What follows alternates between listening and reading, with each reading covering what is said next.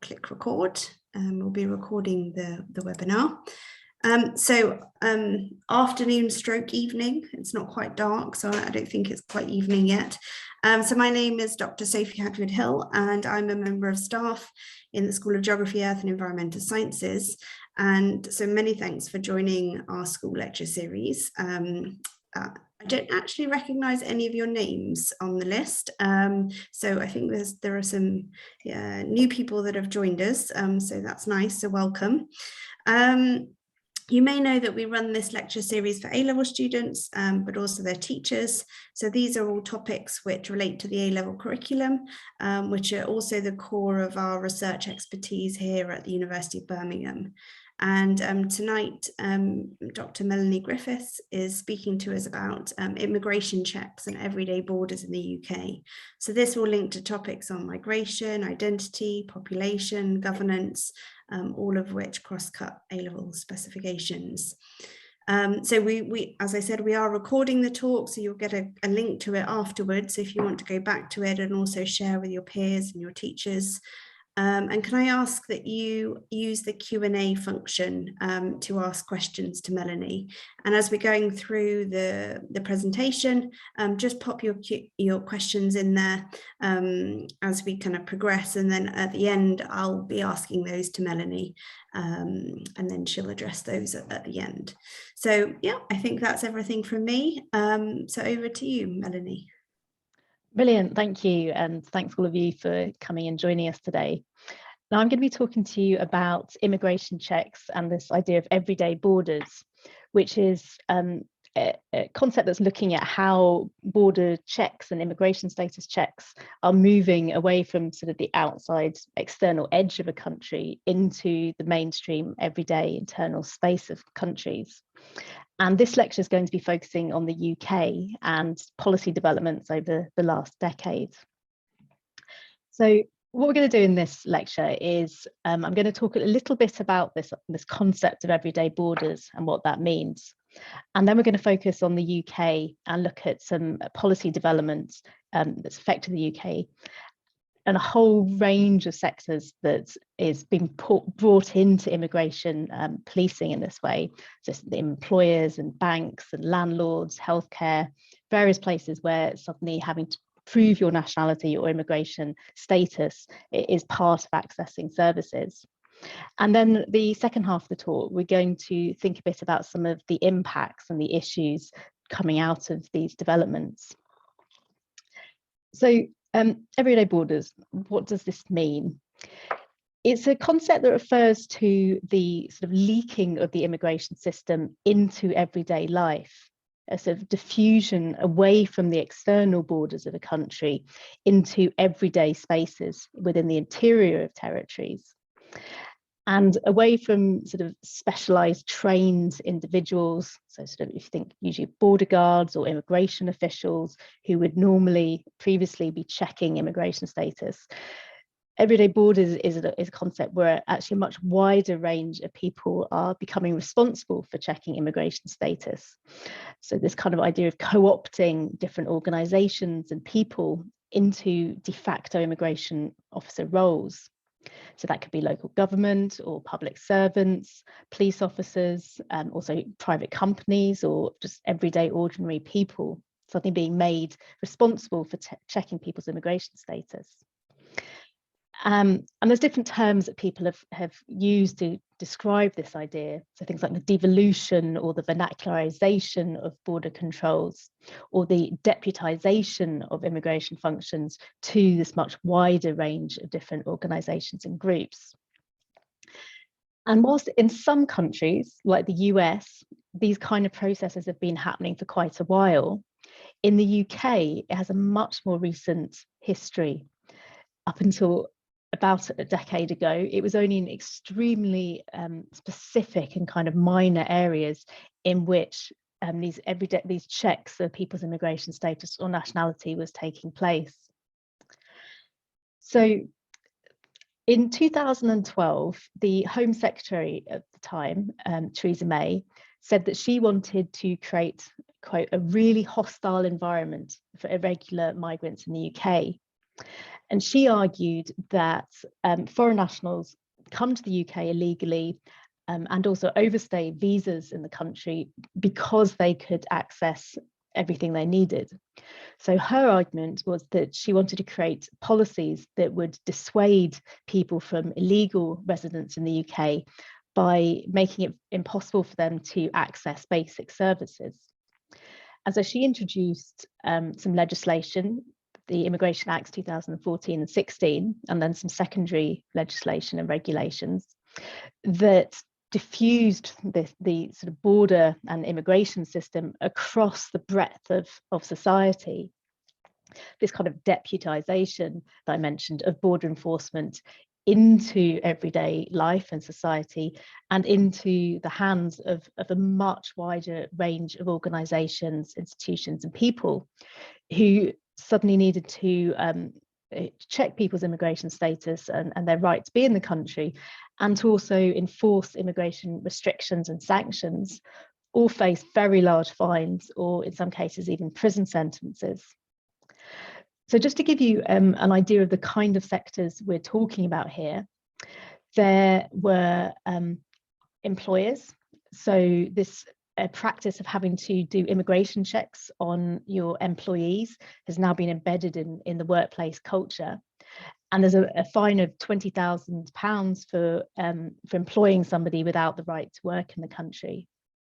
Banks and building societies were suddenly made responsible for checking immigration status of new customers and refusing to open bank accounts for anybody without a regular lawful status in the country, but also closing the accounts of people who they sort of back checked their immigration status of. The DVLA, the Driving and Vehicle Licence Agency, they also were now made to check immigration status of people applying for driving licences and to refuse or revoke driving licences for people without sufficient leave to remain. They also entered into bulk data sharing arrangements with the Home Office by which they could give the personal details of people applying for driving licences to the Home Office. The legislation also brought marriage registrars into immigration function roles. So registrars were now responsible for checking nationality and immigration status of all people wanting to get married in the country.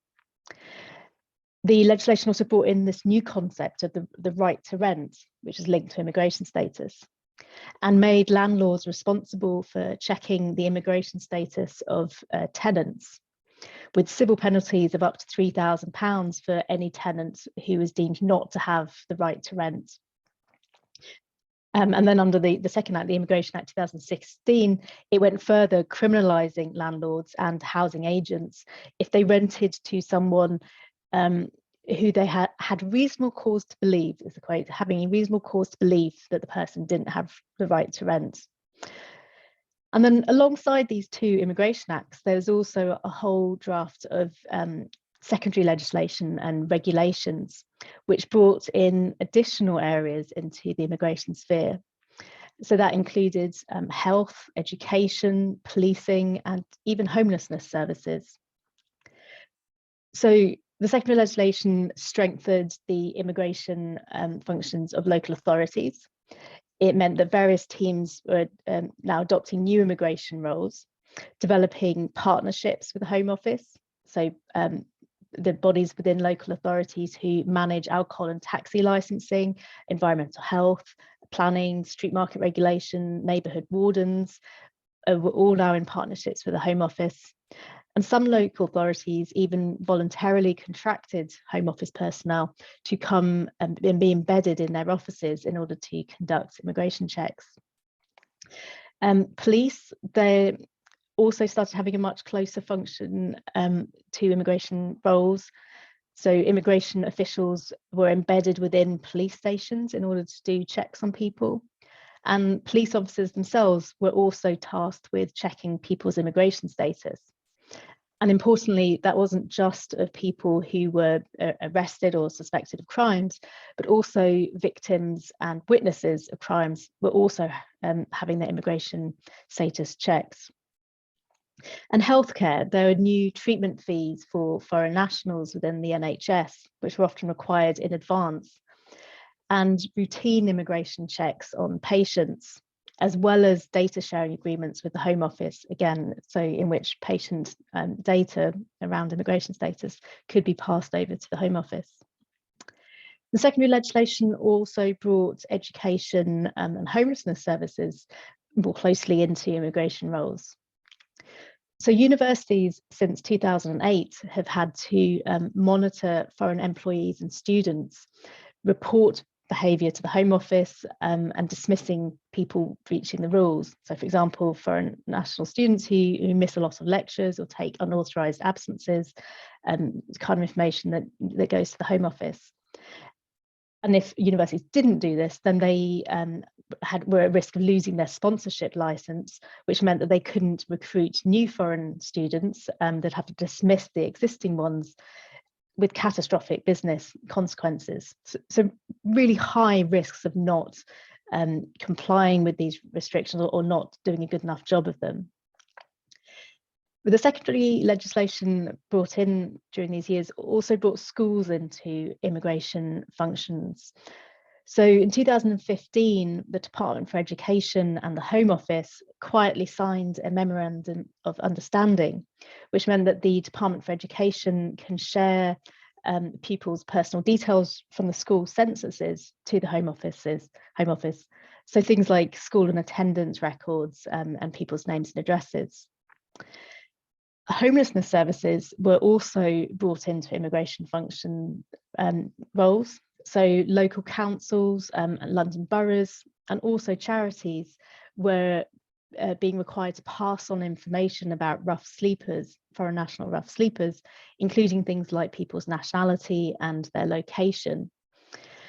And the Home Office and charities and boroughs also started conducting what was known as joint rough sleeper patrols, in which immigration enforcement officers went along with charities to see people who were destitute and to have conversations about what was their legal right to remain in the country. So as you can see from that quite whirlwind exploration of all sorts of different sectors, there is really a wide range of different kind of services and areas of society that were being newly brought into the immigration system and immigration checks, with a wide range of organisations, authorities, institutions, companies, and also members of the public. Think about landlords and people that work for charities. Now, there are all sorts of impacts of these kind of developments, and what I want to do for the rest of this lecture is to think through some of the implications of these developments. Now, how do we assess the this deputisation or devolution of the immigration system? Now, we can look at what the policy objectives are and ask whether or not those objectives are being met. We can think about some of the costs and the risks to society, to individuals, to the financial sector. And we can also look at some of the unintended consequences that came about because of these developments. Now, these policies there was no white paper or very clear outline of the objectives of these policies. But from looking at the different speeches of Theresa May and immigration and other sort of ministers at that time, we can infer some of the objectives of these policies, which seem to be to discourage people from accessing services of society, so prevent irregular migrants from accessing basic services and society, in order to discourage people from coming to the UK, discourage people from overstaying visas, and to encourage people to then leave the country. Is there any evidence that these policies led to any of these objectives being met? No. There's a lot of research that shows that punitive policies and sanctions don't have any impact on immigration rates or overstaying of visa rates. And if we look at the official statistics of migration to the UK, these policies didn't seem to have any impacts on arrivals or overstaying of visas, nor was it encouraging people to leave the country. So sort of rates of unauthorised migration in the UK have remained static for quite a long time. And the Home Office's statistics on departures, so sort of forced removals and also people voluntarily leaving the country, are also decreasing over the years rather than increasing. So in terms of policy objectives, these policies are not leading to the objectives that we can infer. On the other hand, there is evidence of very high costs on a range of different criteria. Now, if we think about the individuals who are affected by these different, by these immigration controls being diffused out into these different sectors, we can see quite devastating human impacts on wide-ranging and extreme levels.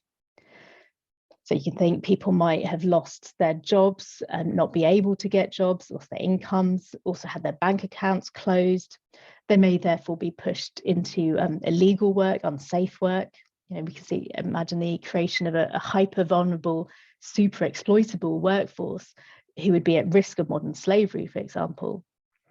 People also lost their accommodation or weren't allowed to rent, which then pushes them into unsafe housing, you know, slum landlords, or into destitution, where they were then also at risk of being, you know, they may have found it difficult to ask for help from charities if they feared that their information was going to be passed on to the Home Office.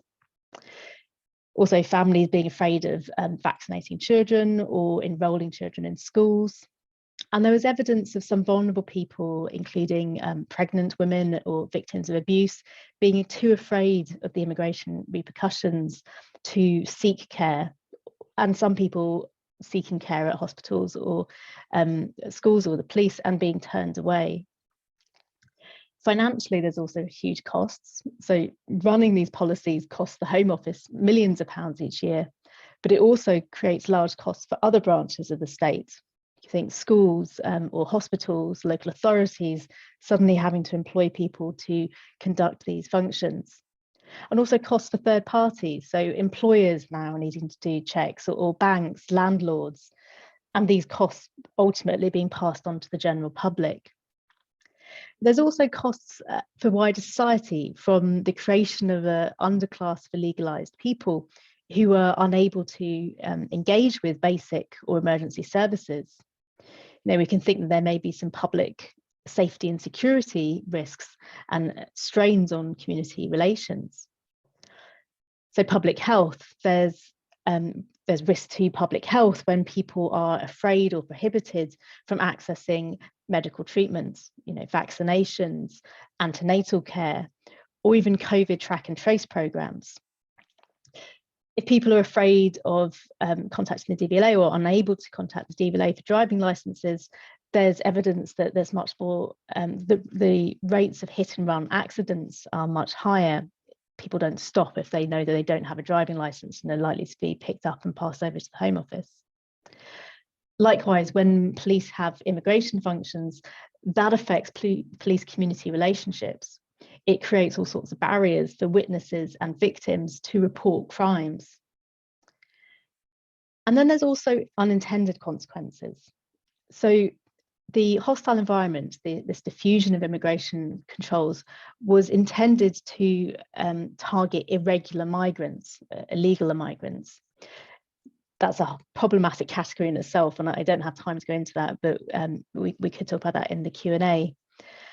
However, these policies do not only affect irregular migrants, it affects a much larger group of people.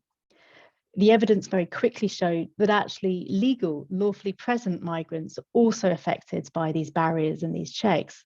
And also British citizens, some British citizens in particular, are being affected. And as I said, so there were, as the evidence, we're going to come on to discuss this, there's also evidence of quite biased effects of who is being affected by these rules. Certain groups of people are much more likely than others to have their nationality and immigration status checked. And that can be down to institutional prejudice, individual prejudice, but also demographics of those who are most likely to come into contact with public services, or the rental market, or people who are most likely to have insecure employment and need to keep going into job interviews and have their details checked. Also, people most likely to come into the criminal justice system or to the attention of the police, or people who have got health problems and most likely to come into contact with hospitals, the NHS. So you can imagine there's ethnic minority and foreign, but also the young, the old, working class, etc. Various bases in which certain people are more likely to have their nationality and their right to be in the country checked, and other people who are more likely to be the checkers in this system. Middle class, white, wealthy, professional British citizens tend to be more likely to be the ones doing these checks. And there's also some evidence suggesting that these policies legitimize, or in some cases even encourage, racism and xenophobia because of these extremely large fines or risk of criminal sentences that people face if they don't conduct these checks, or they don't conduct them well enough. So banks, for example, have been shown to be quite reluctant to open bank accounts for foreign nationals, including people with lawful but limited leave to remain in the country. Universities have been accused of exceeding their statutory duties and acting in discriminatory ways. So, for example, accusations that universities reject students from countries that are seen as high-risk countries, or performing discriminatory attendance monitoring of only certain students. And the right to rent has come under particular scrutiny. So both the Home Office and various homelessness or migration organisations such as Shelter and the JCWI conducted various polls of landlords to see how this right to rent concept and the requirement to check tenants' immigration status was playing out in reality. And these various polls and studies found that landlords were reluctant to rent to foreign nationals, or even people who were deemed to, quote, appear to be immigrants. And as you can imagine, that was resting on extremely problematic ideas of what it means to be not British. And quite a large number of landlords were also refusing tenancy to ethnic minorities unless they had British passports. So not only the right to rent, but actually we're requiring people to have British passports, which is much higher threshold than was actually being required by these policies. And although this is extremely problematic, the rationale from these landlords was they were trying to avoid extremely large fines, and it's well known how difficult it is to check somebody's immigration status. There isn't something on somebody's visa or passport that says right to rent. So actually, the practicalities of how do you work out if somebody has the right to rent is extremely complicated. And the kind of guidance documents that the Home Office produces are, tens of pages long and very complicated. Now, these unattended consequences led to what has become known as the Windrush scandal, which you may have heard about from the last few years. And the Windrush scandal shows that really highlighted this racial bias of immigration status checks. It showed how ethnic minorities were disproportionately subject to immigration checks and having their residence questioned. So the Windrush scandal referred to the boat Windrush that brought people from the Caribbean to the UK from sort of 1940s onwards, people who came perfectly legally and who had the right to be in the country as Commonwealth citizens, but who didn't have papers proving that right. So under the Windrush scandal, long-term lawful residents of the UK, mostly of retirement age, many of Caribbean origin, found that despite decades of lawful presence in the UK, suddenly their right to be in the country and their claim to British identity was suddenly in question. And the scandal came about through a few cases, but one of the initial cases was a man who was incorrectly denied cancer treatment after 44 years of lawful residence in the UK. And like him, many others were also denied essential healthcare. Other people lost their jobs suddenly, or their pensions, their savings. Some people went abroad on holiday or to visit family and then found they weren't allowed back in the UK. Others were detained or deported even from the country. And people were becoming destitute. Some people died prematurely. Others were forced to leave the UK. And this was because after all these decades of being perfectly lawfully in the country, suddenly they were being required to prove their immigration status, nationality, because the policy environment around them had changed. This hostile environment, these policies that diffused immigration controls into everyday society meant that suddenly people who had never had to prove the legitimate right to be in the country were now required to prove their lawful residence. And a lot of these people couldn't, although they were lawfully present and were in many cases British citizens. You know, some people had been born in the UK or had been here since they were children or young people.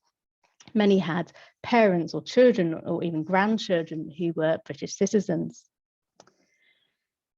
So through the Windrush, we started to be able to see that this hostile environment, this diffusion of immigration controls, was playing out in very racialized ways.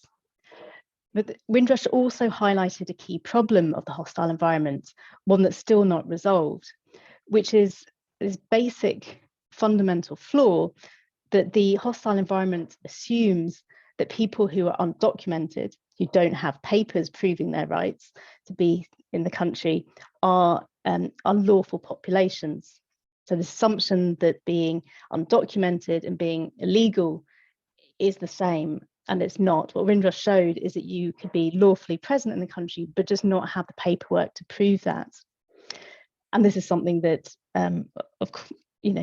many EEA citizens post-Brexit also are potentially at risk of if they don't have paperwork that proves that they have the right to be in the country, that they have settled status. So through, so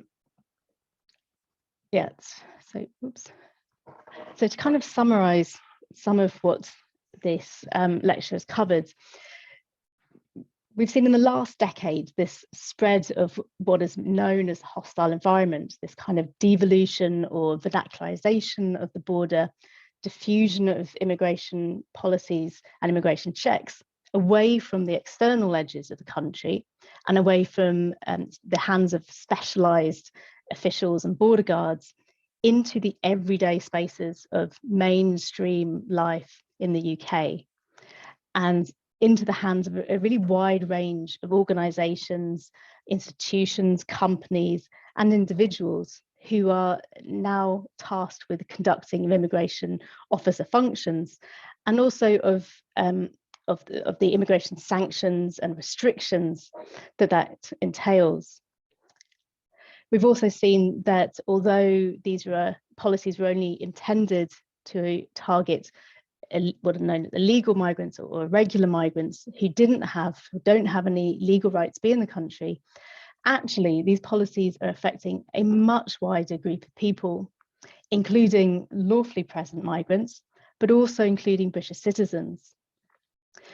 And we've also seen that there are racialized and other biases to those impacts, affecting who is most likely to have their nationality checked or their immigration status questioned, and who is most likely to be the ones conducting those checks. So this means that these policies and the hostile environment are effectively relabeling certain people as illegal immigrants, with all of the harms and the risks that go along with that. And so it's creating certain people who live chronically marginalized and insecure lives. And we've touched a bit on some of the sometimes dire human implications of these policies, in which people lose their savings, their jobs, their homes, their liberty. People maybe end up in detention or even deported away from the country. And it's important to remember that these often dire impacts are not accidental side effects of these policies.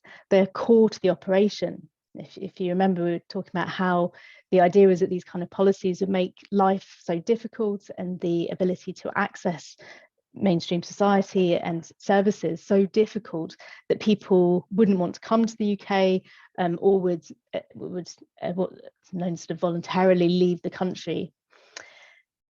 And so there's kind of these very difficult, dire impacts, and this creation of very marginalized lives is core to the whole concept of the hostile environment.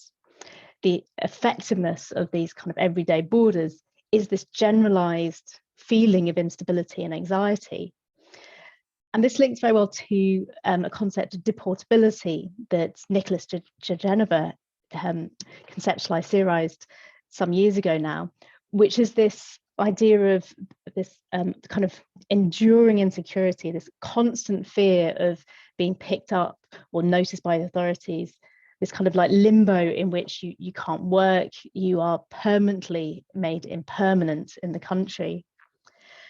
Now, Nicholas Geneva pointed out that in many countries, including the UK, deportation rates are actually very slow and they're often decreasing.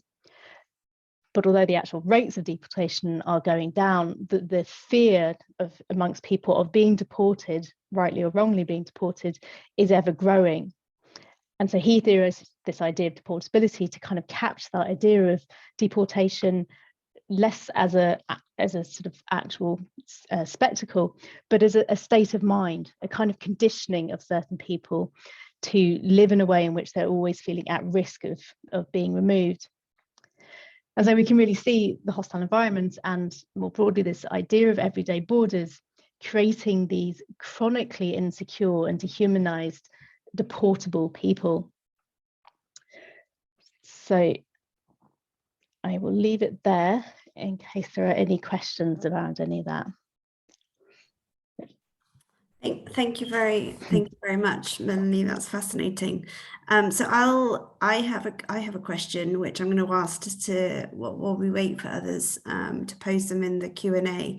And these could be questions, obviously about what Melanie's just talked about. But if there are links to your own curriculum that you want to make that link, and you have something kind of on the broader topic to ask, then please do. So Melanie, I was just wondering if you've done any research with the people you were talking today about the policies.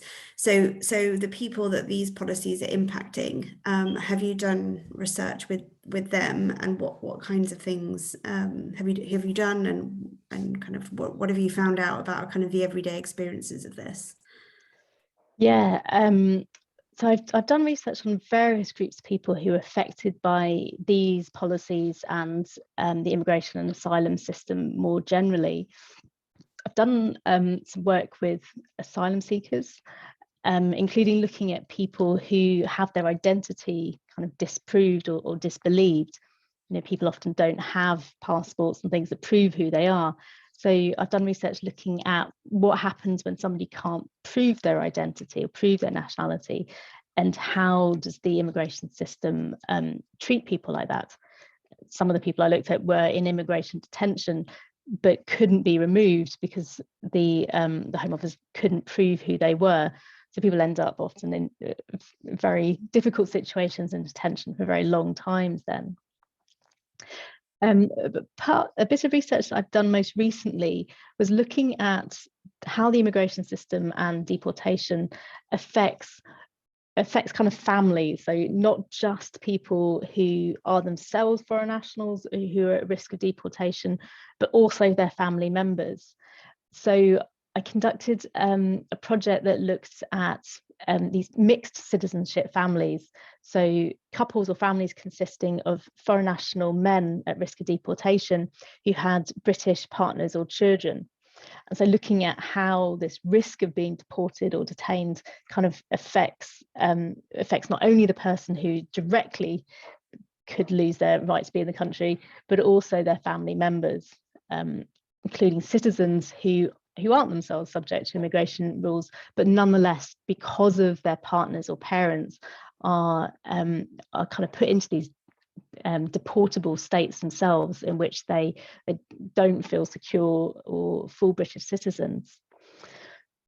And how do you go about finding participants for a study like this?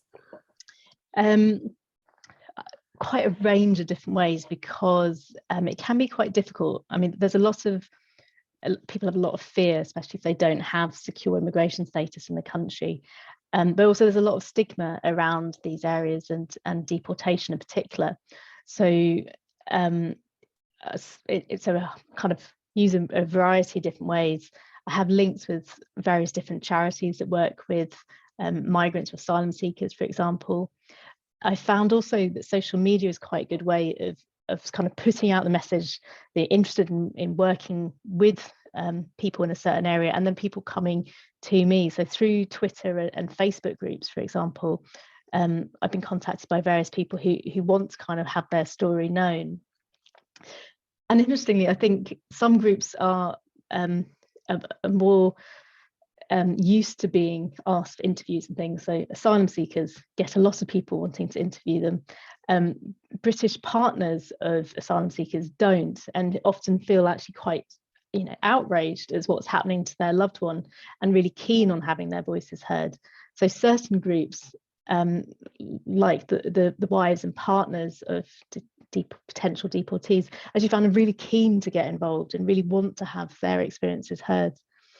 So yeah, a range of different ways, but it is difficult. It's a really stigmatized area, and when people are marginalized and don't have secure status, it's difficult for them to get involved in things like this. Great. So Sophia asks, so in your opinion, does the UK media villainize immigrants? Good question. It's certainly some aspects of the media do seem to villainize quite strongly.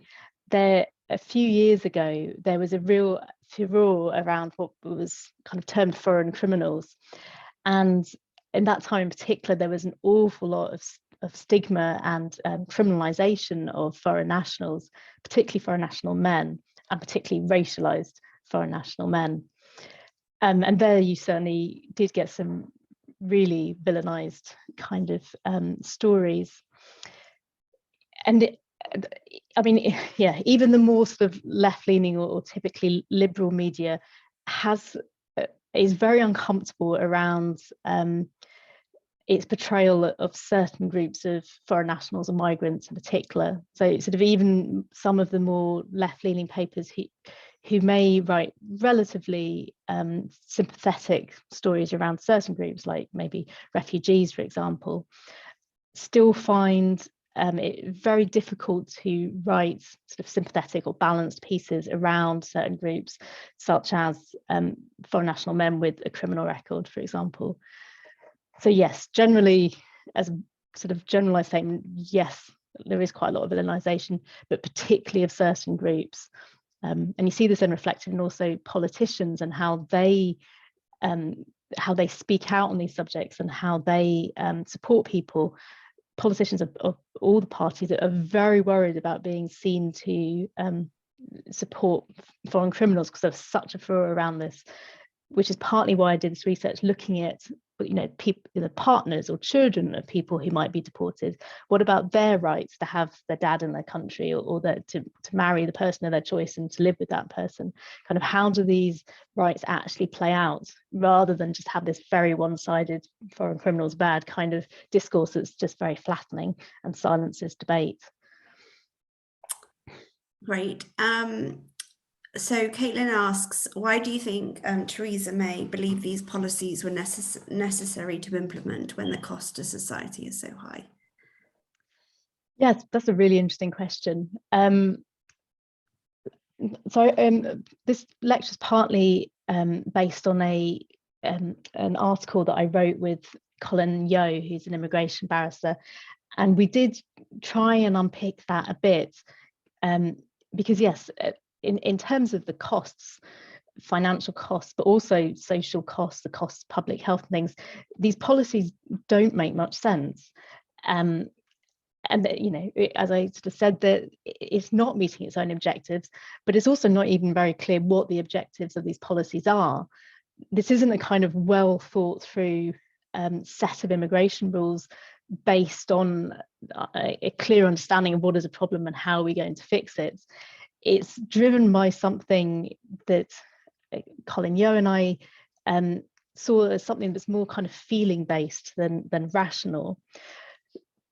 Theresa May and others around her talked a lot about fairness, about it not being fair that certain people were accessing services or the right to work or living as we do. It was a quote that I think she used. So I think a lot of it was based much more on this kind of emotional feeling of what was fair, what the kind of voting public could think was fair, that really deviated quite a lot from actually what was practical, what was moral, what made sense financially. And you see this kind of more broadly in the immigration system quite often. There'll be huge amounts of money thrown to an issue, or for example, of deporting a particular individual, just somebody who may not have done anything particularly bad, but the Home Office will throw so much money at trying to deport this person, and kind of go through appeal and appeal and appeal. The kind of financial rationale of these policies isn't the driving force, and nor is the actual kind of objective in terms of the numbers. So as I said also, that the deportation rates are generally going down, they're not going up. There may be a lot more hype around deportation and a lot of money thrown at it, but it is not resulting in the actual kind of numbers. So I think with the loss of the immigration system, it makes sense to see more the emotionality and all these things like concepts of fairness underplaying policy decisions, rather than seeing them as kind of rational policy making in its own kind of right. It's a really interesting question, no clear answer. And Caitlin also asks, for those who have been caught up in the Windrush scandal, were the legal migrants able to prove that they have a right to stay in the country? It's a mixed bag. So some people were eventually, and there is a compensation scheme, although that's been heavily criticised in terms of actually who's managed to be compensated. There's also people who haven't been able to, some who were deported and have, deported to a country they don't know anybody, they don't have money, they don't have access to legal system, lawyers and things in order to fight their cases. So no, there are still certainly people that are affected. Some have managed to win their cases, but others haven't. And then there's kind of all sorts of other people from other countries or who have arrived more recently who aren't part of the Windrush scandal, but are affected by the same policies in very similar ways, who also haven't yet resolved their cases. And as I touched on very briefly in the lecture, there's also a question of what happens with EEA nationals and more recent arrivals of people who often don't have a piece of paper saying, yes, I have the right to be here, but who nonetheless are going to be asked by all sorts of different sectors to prove that right. And so they risk falling into the same trap in which there's this assumption, if you don't have papers, you're illegal, which, as this lecture showed, it is really problematic. Then Kate asks, how much impact has the Immigration Act had on events like Brexit and the Nationality and Borders Bill? It's, really good question too. The UK change, there's a lot of legislation change in this area. We produce a new Immigration Act every few years, and there's kind of this constant need to fix what's often seen as a broken system, and is broken in many ways. There's kind of like continuous churn of creation of new policies, new legislation, which don't generally resolve the problems. But one of the impacts of which is to create this kind of feeling, I think, both amongst politicians and the media, but also amongst general public, that the UK has a broken immigration system and asylum system, and borders are open, and the Home Secretary's lost control. All those kind of headlines are very common, and I think it's certainly possible to see the links from that and the kind of xenophobia that is potentially encouraged by requiring members of the public to be checking immigration status so often, lines from that kind of discourse to something like Brexit, which, as we know, is very focused on immigration and borders. So I think there's things like the policies we talked about in the lecture and immigration legislation more generally, the huge amount of national concern and interest and political interests, media interest in these topics does have an impact on society and on the wider community. And I think it is worth thinking through, how does that then play out on things like Brexit or on Black Lives Matter, for example, all sorts of other areas in which this kind of overemphasis on borders, on foreign nationality, on immigration status kind of play out in other ways. Yeah, great question.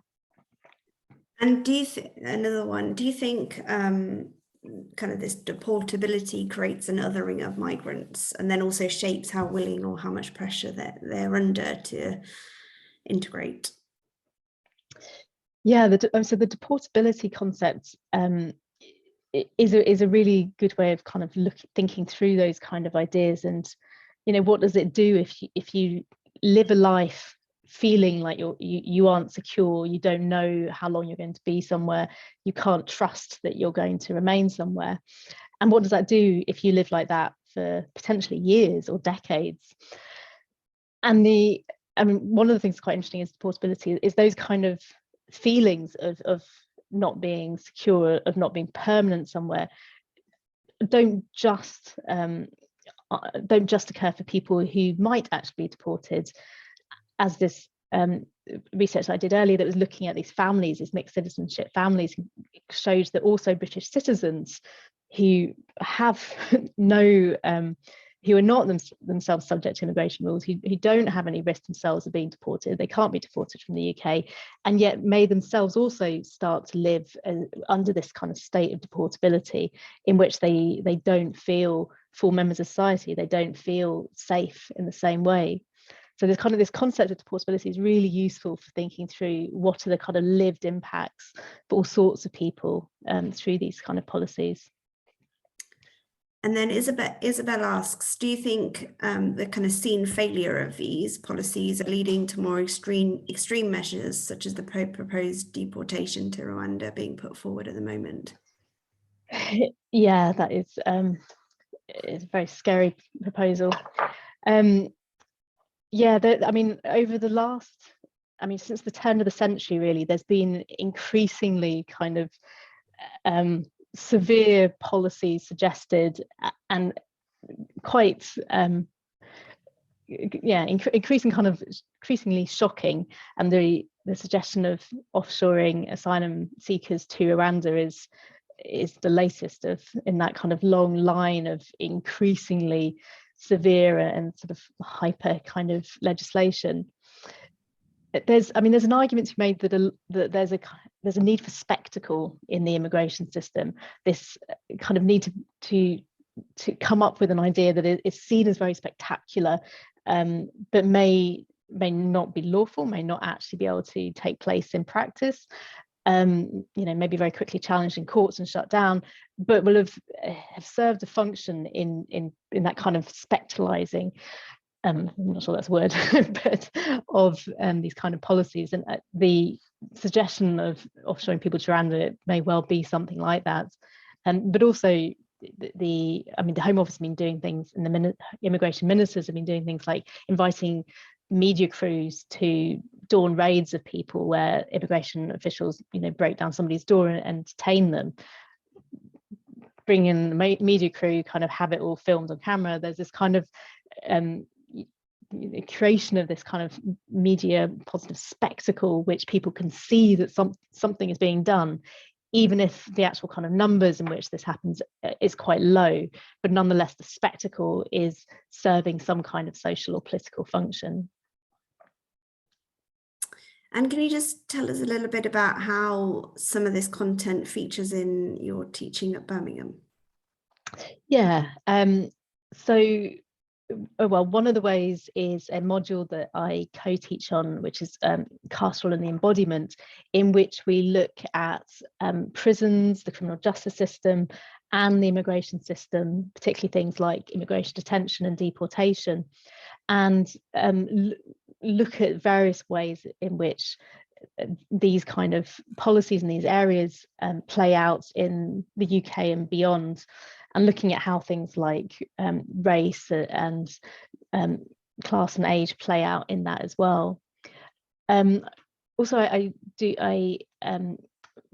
a supervisor for undergraduate dissertations, and quite a lot of my students like to focus on things around asylum or refugee or deportation or climate refugees. I've got a few of at the moment as well. So various kind of different topics around migration and borders. But when people are doing their dissertation, they have it's quite a good opportunity for people to pick an area that's really of interest to them and then to explore that in a great depth. So that's somewhere it's really good to work with students in that way. Great. So I can't see that there's been any more questions. Oh, Ruth, do you have a question? Okay. I've been sitting patiently because the questions that have been coming in are great. Yeah. It was just to kind of ask with geographers in the room, and obviously some of the people listening might have learnt about this in their lessons last year, and obviously in that space of time so much has changed and evolved in policy and different things. So as geographers, where would you recommend as the sort of best places to kind of keep up to date with what is evolving? And it sort of it made me think off the back of what Sophia said about like the media and that kind of way that some of this information is portrayed, and how potentially could they hear more of those marginalized voices that you mentioned that don't have the same sort of volume as the media sometimes? That's a really good question too. Yeah, the media, I mean, the media is very interesting to look at, to see how these policies are being portrayed, but it's not always the most accurate place to look at. There's some really good blogs online that it can be very accessible. And that's one of the main ways in which I use to see what's kind of really going on and what are various people working in the sector actually kind of making sense, how they're making sense of these things. There's a legal blog, but very accessible legal blog called Free Movement that's partly hosted at least by Colin Yeo, who's this immigration barrister that I wrote this hostile environment article with. Free Movement is one that I'd really recommend. That looks at kind of the whole range of different immigration policies and debates that are coming out, and it gives a really balanced but an insightful way of looking at these things. So that's one of the main blogs I'd say, but there's a few out there. That's my favorite. Thank you. Just put that one in the chat for people. Yes, we will do that. No, I've just done it, it's fine. Oh, brilliant. Oh, well done, thanks. Okay, I don't think we have any more, and we're coming to the end of the hour. So yeah, I think I will, if we were in the room together, we would clap, Melanie. But thank you very much, and thank you everybody for asking really interesting, really good questions. Really good questions. Really good questions. And this is actually the last in this series for this term, because we realised that A-level students are stepping down now. So all the best with your exams, but we'll be starting back in September with another series of talks. So please keep an eye out for those. Yeah. So all the best with your exams, and wherever you end up. And Melanie, if you just stay on the call a second. Thank you, Caitlin, and thanks, Isabel. Thanks all. Yeah. We'll just stop the recording.